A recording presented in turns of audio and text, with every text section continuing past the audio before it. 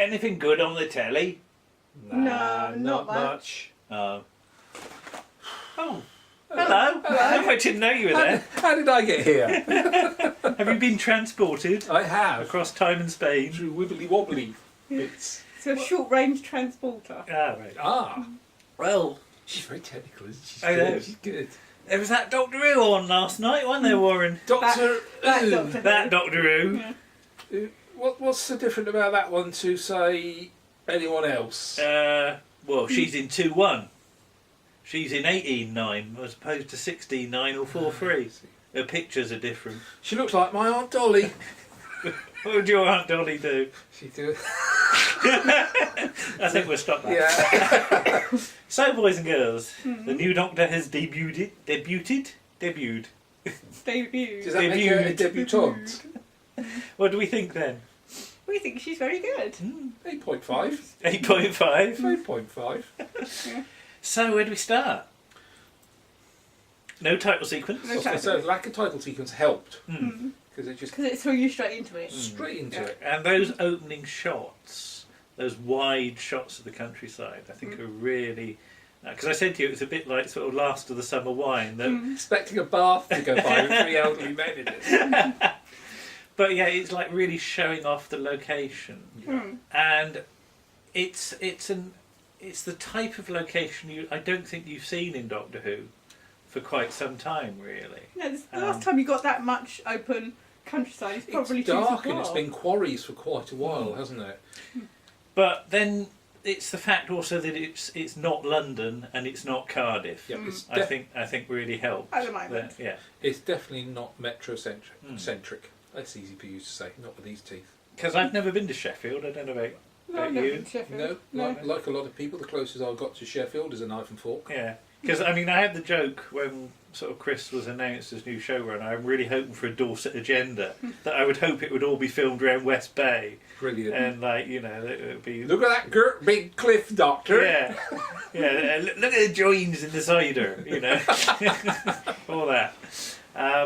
But Sir Lee Thomas Hardy. But I think the location really helped ground it in reality. Yes, Yeah. it was grimy and dirty. And the way it was shot as well, don't you? That, you know, it felt more real than a lot of stuff we've had. Yeah, you have. If we go back to say Rose, where you have the opening scenes of Mickey and Rose in exciting London, everything's colourful, everything's got jolly music. Yeah. We go to fast forward to now, we've got people doing normal, everyday, mundane things. Nothing too excitable about it. No twinkling music behind it. It's something everybody goes, that's my day. Well, I think it was very clever because, and as you said about not having the title sequence, it does feel like, you know, any other drama series, doesn't it? It doesn't feel noticeably strange, which can be off-putting to, especially to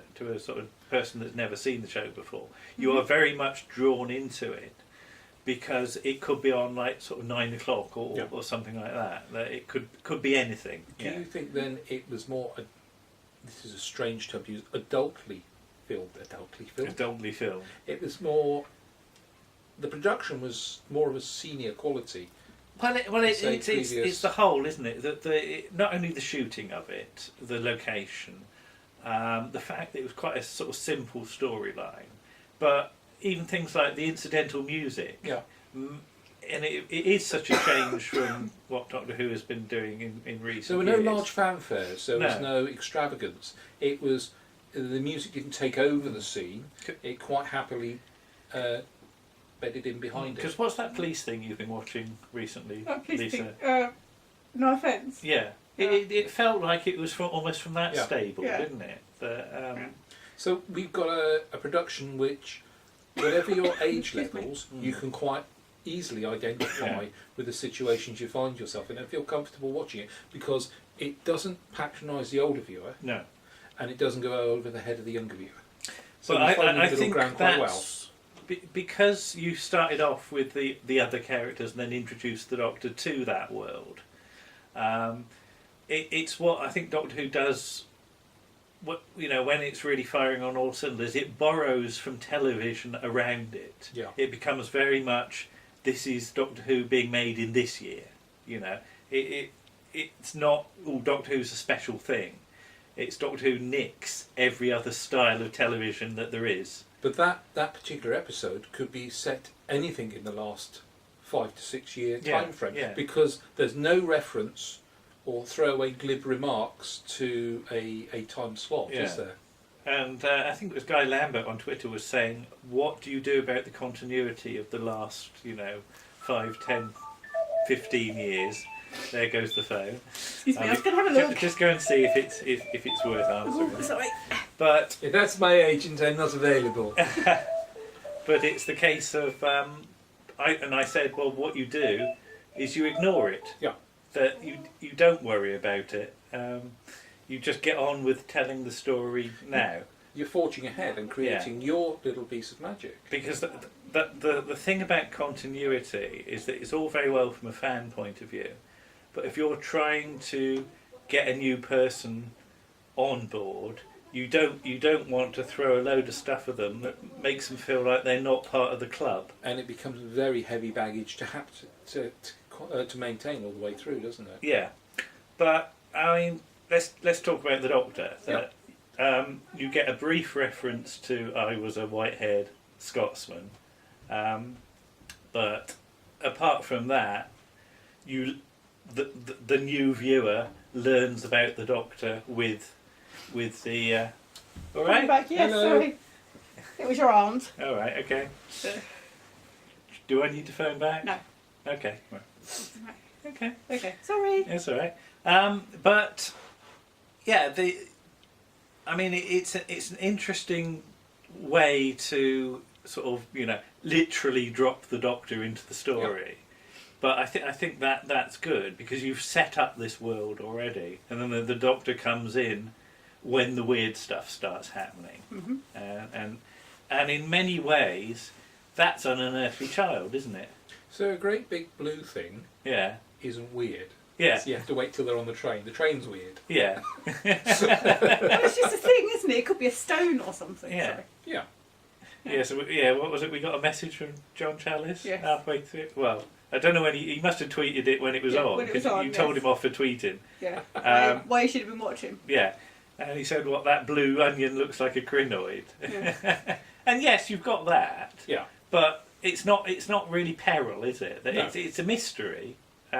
In the same way that Susan is a bit of a mystery, isn't it? There's something weird going on, but you can't quite put your finger on. But it's something. That's the thing. It could be a bit of art that somebody's. Yeah, and it's the old thing. Let's set up a few questions. Yeah. That we can answer throughout. Yeah. But there is that thing of when the shape appears. And Brian touches it. You go, no, don't touch it. No, we all know what happens when you touch alien spheres. But he wasn't thrown across the room, and he wasn't blown up, and he just got a little bit of a tingle, and he thought, that's cold. Yeah. But yeah, that's which is not what you're expecting. You are expecting something horrible to happen to him. But then he's going to be a continuing character. So. Yeah. Well, but if you're a person that hasn't read The Radiotomist or reads the Twab or whatever, as a viewer, you're thinking, don't touch it. Just don't touch it. It goes back to the old thing of Rose with the Dalek. Don't get too close to it. She doesn't know what it is. And the younger viewers don't know what a Dalek is. No. And the grown-ups are going, for goodness sake, just get away from it. But I have to ask, were in the lead up to this, how much had you known about what's going to happen in that episode? I knew virtually nothing. I'm with you on that one. The only thing I knew was the lineup. How about yourself? I had seen a little bit of the train scene. Yeah. Just, I think it's on the Graham Norton show actually. All right. You see, I haven't even watched the Graham Norton I haven't show. watched all of it, but I saw a little bit of it. But I chose not to watch. Yeah, I purposefully have not looked at anything. Yeah, with all the opinions that are flying around within fandom, outside of fandom, and traditionalists and non-traditionalists, and people sat on the fence, I deliberately stayed well clear of it. Okay. I don't want to look at clips. We'll have a look at the stills. They look interesting. Yeah. But it's I don't want to know until it's broadcast. No, I have no idea what next week's about either. No, not a shot. just from the couple of things I've seen, you know, on the trailer that was just on today. Were you nervous or excited in the hours beforehand? Nervous and excited. I was neither really. I got a bit more excited in the last hour or so before it came on. But yeah. Because I remember the day of Rose, and I've talked about this in the blog. How I was on my own, and I had to go and pick you up from work. Yeah. And it was I'd drive into Sherborne. Yeah. And I did that thing that I suppose I ought to leave now. It's far too early, but I'll go anyway because at least it occupies me. I mean, yeah, for Sunday we had stuff to do, so we got what time did we get home? About 4ish. On Sunday. On Sunday. Oh, yesterday. Yes. Yeah. Yes. Yeah, about 4ish. Yeah. So we had a few hours, but we were we had stuff to do, and that was quite good because I think I might have been more. No, it's that thing though, isn't it? That, and people have said about this. You put the telly on an hour beforehand just in case Doctor Who starts a bit early, isn't it? So yeah, we were watching Countryfile, and you say you sort of watch it a bit anyway. Sometimes, yeah. Well, I see the odd 5 minutes and I get bored and turn it over normally. But what do you think of it as a schedule? I think it's quite a strong schedule, really. Or you're not sure, Warren? You're making a face. Given what we know that the overnight ratings were over 8 million. I think. I don't know what Countryfile was. I haven't looked. Yeah, they're following a strong. They're following a strong program. Yeah. I don't think there's as much competition on a Sunday. There isn't. No. I think it bodes well for the program to be on a Sunday. Yeah. Because I'm sorry, but there's too much shoehorned into a Saturday. Yeah. To actually be of benefit to either channels. Yeah. Okay. There's too much competition on that one day, and I think it's bold. I think it's a brilliant idea. Yeah. Because Sunday needs that little bit of extra. So then you take it to work the following day, don't you? Or you take it to school, or you take it to wherever, and you're still buzzing about it. Whereas if you had it on a Saturday, it's calmed down a little, hasn't it? That's interesting. Yeah. Okay. I've not really thought about that. I know people have said about the essential Saturdayness of Doctor Who.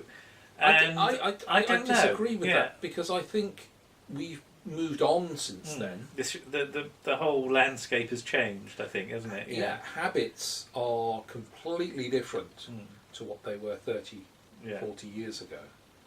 Lifestyles are 24 hour. Yeah. So I think Sunday is a wind down day. Yeah, because what Call the Midwife, what time was that usually 8 o'clock. 8 o'clock. A little bit later. So it's a little bit later, but it's just, I think that's one of those shows that established drama on a Sunday night, didn't it? As being popular. Yeah, the whole thing about Sunday night drama, and though obviously this doesn't always work because they recently showed The Bodyguard, which was all action. But normally Sunday night drama is a drama to watch, to wind down the weekend before you have to go to work again on the Monday or to school. So it's usually a feel-good drama that cheers you up even though you've got to go back to work or school tomorrow. Yeah. So I think Doctor Who fulfills that perfectly. Okay. But they didn't put it on 8 o'clock because 8 o'clock would be too late. I mean, a lot of people had already said that 6:45 was too late because that was bath and bedtime for some children, but then they can watch it on iPlayer. I had my bath in time. Tin bath, and pickled onions, loofah, all that. Kept your hat You on. were going to do a Swanee whistle. I really was. And then I thought, did you keep your hat on? Yes. Omo. Flash. Flash, was it? That's Flash, it. not Omo. Okay, we're going off the subject now. No, we're not. No, we're And Rose wants to come in. I can hear her scraping. It's Rose scraping. Yeah. All right. So, But to sum up then, I was very impressed overall. Yes. Love the music. Have you said that? yeah. I haven't said that. Well, but I briefly said about how the music was. It was more atmosphere than it was music, and I think that's what this episode needed. Apart from when she's making a sonic screwdriver. Yeah. There was a bit more music in Nice that scene. goggles. Nice goggles. But even things like the Doctor choosing, you said about the getting from the stuff from the charity shop, that's. But I like the way it wasn't overplayed as well. It wasn't particularly self-conscious. I need to get some clothes. How Yeah. can I get some clothes quickly and cheaply? Well, Yeah. let's pop into the charity shop. Yeah. So do you think charity shops will get a bit of a boost in the next week or two? Everybody's going to be looking for stripy t-shirts. Yes. But what is it? The thing does the new coat smell of old men's trousers? Yeah, that's the thing. Feisty dust. Because yes, there is that thing about the charity shop smell, isn't Yes. there? Which you do get. Yeah. And the ending, you could see it coming. Yeah. You knew where it was heading, and to a certain extent, I think the Doctor wanted it to end that area anyway. Yeah.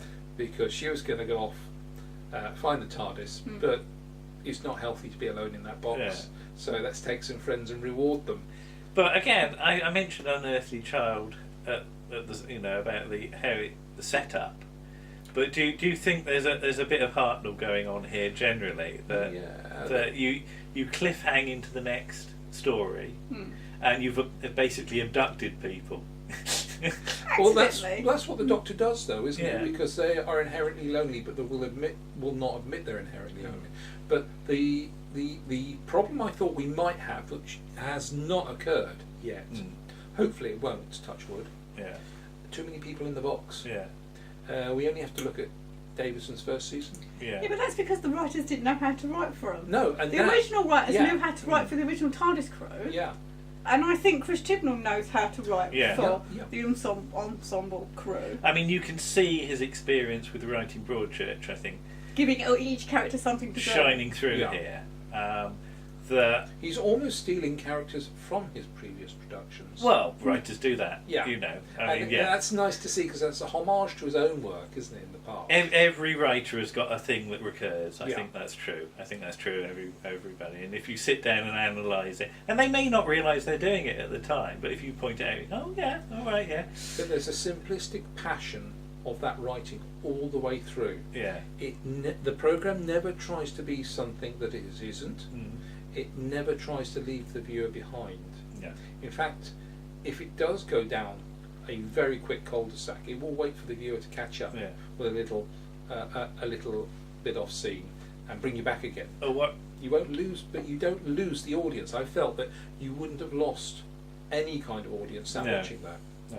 Warren, I have to ask Bradley, because you were singing his praises when you came in.